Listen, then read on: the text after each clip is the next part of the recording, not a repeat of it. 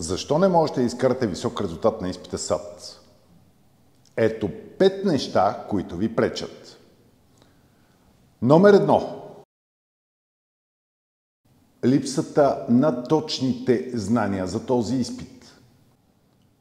Както всеки изпит, изпита САТ има вътрешни негови си правила, формули, знания, които трябва да знаете перфектно и да ги използвате на точното място. Номер 2.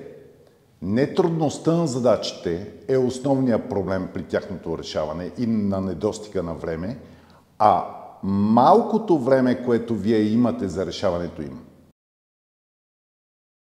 Проблем номер 3 е позволеното използване на калкулатора. Повечето от вас започват да използват калкулатора почти на всяка задача. Това губи време. В случая, ползването на калкулатора трябва да се сведе до минимум задачи по време на самия изпит. Проблем номер 4 е, че се опитвате да решавате задачите за изпита САТ по метод, който сте използвали 11 години в училище. Този метод си е за решаването в часовете по математика в гимназията,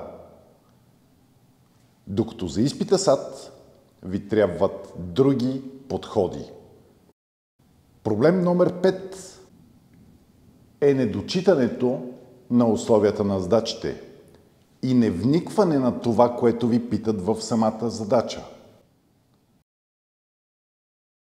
Това са 5 основни проблема, които ви спъват за един хубав резултат на изпита САТ. Аз съм Яво Стоянов, вие сте с канала на Школа Крак. Можете да ни следвате в Facebook, Instagram.